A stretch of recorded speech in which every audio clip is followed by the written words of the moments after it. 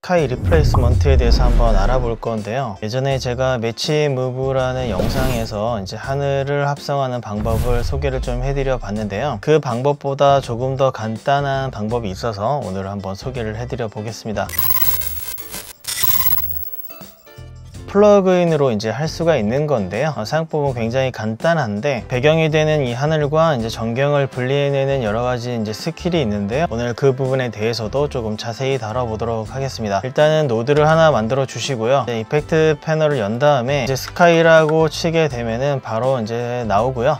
이렇게 드래그해서 이제 적용을 시켜주면 됩니다. 아직까지는 이제 아무런 변화가 없는데요. 하늘을 이제 합성을 해야 되니까 이 하늘 부분을 이 전경과 분리를 해내야 돼요. 이제 전경과 분리해내는 방법은 이제 여러 가지가 있는데 뭐냐면 이쪽에 이제 퀄리파이어를 이용할 수가 있고요. 그 다음에 매직 마스크를 이용해서 이제 분리해낼 수가 있어요. 두 가지 방법이 있는데 매직 마스크는 말 그대로 이렇게 분리해낼 곳을 드래그해서 이렇게 선택을 해서 분리를 해내면 되는데 영상에 따라서 매직 마스크가 더 유리한 것도 있고요. 퀄리파이어가 더 유리할 때가 있어요. 그래서 영상에 따라서 맞춰서 선택해서 사용하시면 됩니다. 저는 이번에는 매직 마스크를 사용을 안 할 거기 때문에 다시 초기화시켜 주고요. 퀄리파이어로 이동하도록 하겠습니다. 기본적으로 퀄리파이어는 이쪽에 보시면 퀄리파이어 HSL Pure Saturation Luminance로 이루어진 퀄리파이어를 좀 보통 많이 사용을 하는데 이 위쪽 상단에 보시면 여러 가지 이제 퀄리파이어가 존재를 해요. 그래서 마우스를 롤오버 시키면 HSL, 이쪽 누르시면 RGB, 그 다음에 이쪽 눌러주시면은 루미넌스 정보만 있는 퀄리파이어도 있고요. 이쪽에 퀄리파이어 3D가 있습니다. 기본적으로요, 퀄리파이어 HSL은 사용을 많이 하는데 RGB는 거의 사용을 안 하고 루미넌스도 이제 쓸 필요가 없는 이유가 HSL에 기본적으로 루미넌스 옵션이 있기 때문에 굳이 이 퀄리파이어를 쓸 이유가 없어요. 그래서 보통은 퀄리파이어 HSL, 그 다음에 퀄리파이어 3D를 많이 사용을 합니다. 강의 영상에서 퀄리파이어 HSL은 보통 이제 많이 다뤄봤기 때문에 오늘은 퀄리파이어 HSL 말고 퀄리파이어 3D를 가지고 한번 해보도록 할게요. 퀄리파이어 3D도 굉장히 성능이 좋기 때문에 많이 사용을 하거든요. 지금 보시면은 이렇게 스포이드가 선택이 되어 있는 상태에서 드래그를 해주게 되면은 이런 식으로 이제 선택이 되는데, 이렇게 드래그를 해주는 순간 이 스트로크 화면이 파란색으로 화면에 보여지고요. 이쪽에 스트로크 항목에 지금 제가 이 드래그한 부분에 이제 정보가 나와 있습니다. 이 특징이 뭐냐면 이렇게 또 드래그를 해주게 되면 다시 처음부터 이제 선택이 되게 돼요. 그래서 처음에는 이렇게 드래그를 하나 해주고요. 이제 조금 미흡하게 선택이 돼서 조금 더 선택을 하고 싶을 때는 이쪽에 플러스 버튼 있는 스포이드를 눌러서 추가로 선택을 해주시면 됩니다. 이런 식으로 지금 한 번 더 스트로크를 해줬더니 이쪽에 하나, 이쪽에 하나, 두 개가 보이죠? 그리고 아래쪽에 보시면 두 개의 스트로크 정보가 나와 있습니다. 지금 이쪽에 이제 휴지통 버튼을 누르게 되면은 방금 작업했던 스트로크는 이렇게 제거를 시킬 수가 있어요. 그래서 처음부터 다시 이런 식으로 스트로크를 해서 다시 선택을 할 수가 있습니다. 조금 더 추가로 선택을 해주고 이런 식으로 조금 더 이렇게 선택을 해줄 수가 있어요. 자, 그러면 지금 총 4개의 스트로크를 이렇게 제가 지금 지정을 해줬다고 이렇게 나오게 됩니다. 자, 그리고 이쪽에 보시면 좀 생소한 화면이 있는데요. 이쪽에 이런 커다란 박스도 있고 아래쪽에 박스도 있고 뭔가 표시가 되어 있습니다.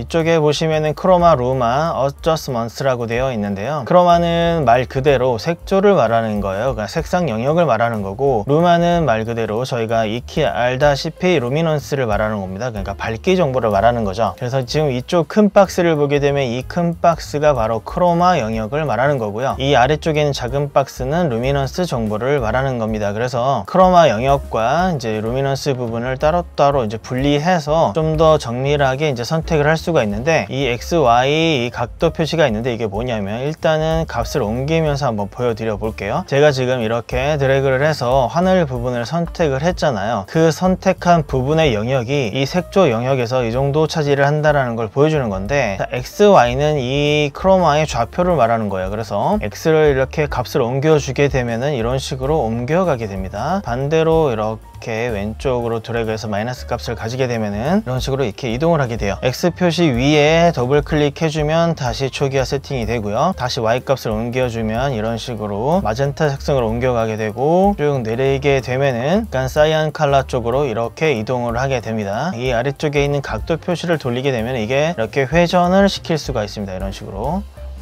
이렇게 회전을 시킬 수가 있어요. 자, 그래서 이쪽에 있는 세 가지 아이콘은 크로마 영역에 있는 제가 선택한 부분에 색조 영역을 조금 더 디테일하게 선택할 수 있는 부분을 말하는 거고요. 자, 아래쪽에 있는 거는 하이 로우라는 건데, 하이 로우가 뭐냐면 이쪽에 있는 아이콘들은 루미넌스 정보를 조금 더 디테일하게 컨트롤할 수 있는 거예요. 하이를 올려주게 되면은 지금 아이콘에서 보시면 이쪽에 보시면은 굉장히 하얗게 되어 있죠. 그러니까 밝은 영역을 말하는 거고, 여기 보시면 굉장히 어둡게 되어 있죠. 어두운 영역을 말하는 겁니다. 그래서 조금 더 밝은 영역이 선택될 수 있게끔, 혹은 밝은 영역이 선택이 안 되게끔 이렇게 드래그해서 저희가 세밀하게 조정을 할 수가 있는 거예요. 마찬가지로 아이콘 위에서 더블 클릭해 주게 되면은 다시 초기화가 됩니다. 이쪽에 있는 건 로우고요. 어두운 영역을 조금 더 선택을 해주겠다, 혹은 선택을 안 해주겠다, 이런 식으로 이제 컨트롤할 수 있고요. 더블 클릭해서 초기화해 주도록 하겠습니다. 이 아래쪽에 있는 건 뭐냐면요, 하이와 로우 부분의 소프트니스 값을 정하는 건데요. 보시면은 이런 식으로 이제 어두운 부분에 이제 소프트니스 값을 줄 수가 있고요. 반대로 이쪽에 있는 값은 하이라이트,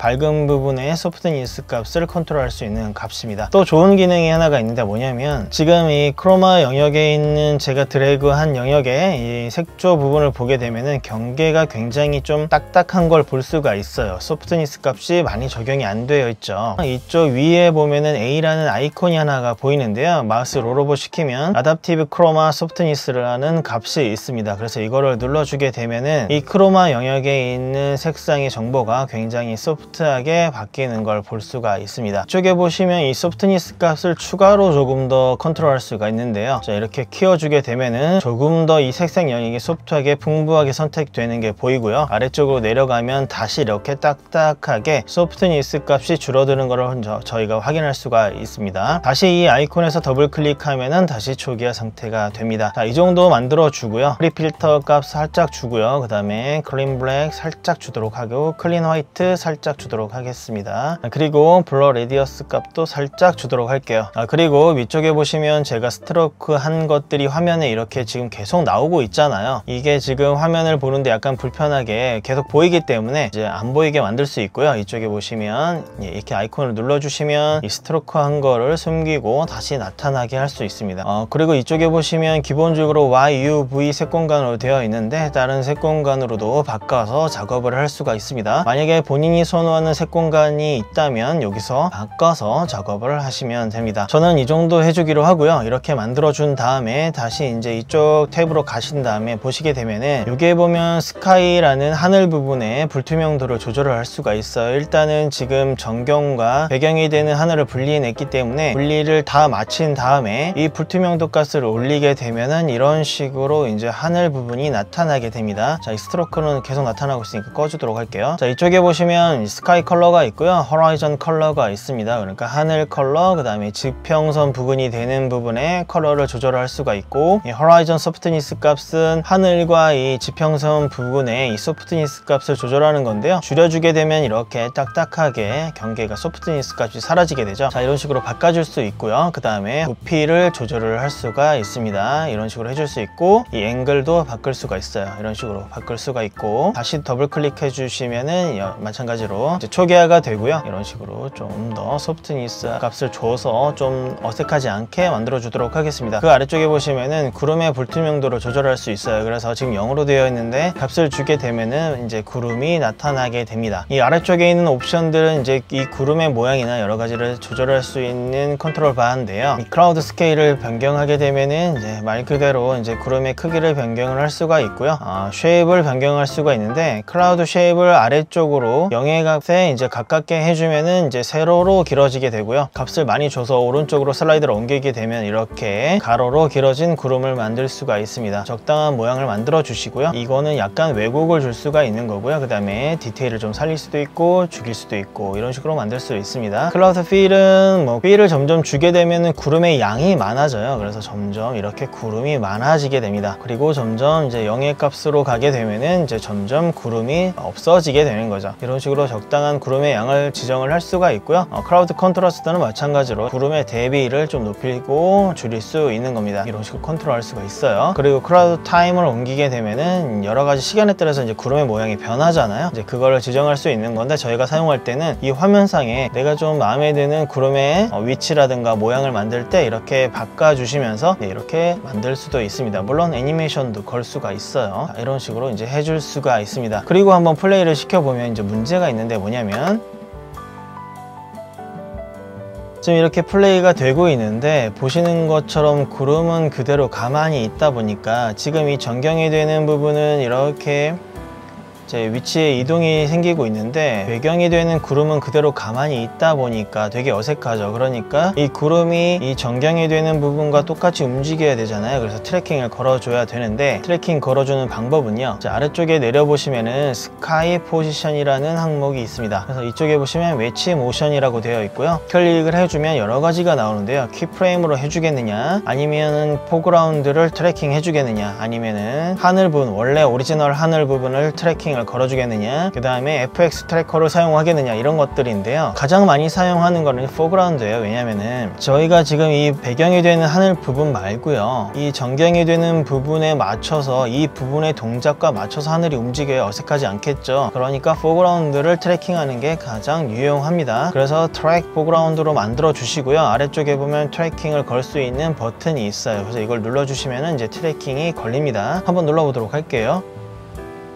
자동으로 이제 트래킹이 걸립니다. 이제 트래킹이 걸리는데 이제 문제가 생겼어요. 뭐냐면은 저희가 예전에 매치 무브에서 영상에서도 말씀드린 것처럼 트래킹을 걸게 되면 이 사이즈가 그 트래킹 된 각도 크기를 계산해서 변경이 되어 버리기 때문에 이렇게 이제 사라져 버리는 부분이 생기게 돼요. 그래서 이거를 보완하기 위해서 아래쪽에 보시면은 어저스 사이즈가 있어요. 그래서 사이즈를 조절을 해줄 수가 있고, 혹은 오토 사이즈 for 모션이 있습니다. 그래서 눌러주시면 이 화면에 맞게끔 사이즈를 변경을 해주는데, 이 버튼보다는 사용자가 직접 이 크기를 보면서 사이즈를 늘리시는 거를 추천을 드립니다. 이런 식으로요. 이렇게 바꿔주면서 아까 애초에 제가 설정했던 구름의 모양이 변경이 돼 버렸어요. 그래서 구름의 모양을 다시 설정을 좀 해줘야 됩니다. 그래서 이쪽에 항목에 가셔가지고 스케일을 좀 바꿔 보신다던가 쉐입의 모양도 좀 바꾸고요. 이런 식으로 좀 변경을 다시 해줘야 되는 좀 불편함은 있습니다. 이런 식으로 약간 디테일하게 좀 더 이 정도 해주도록 할까요? 그리고 구름을 좀 적당히 있도록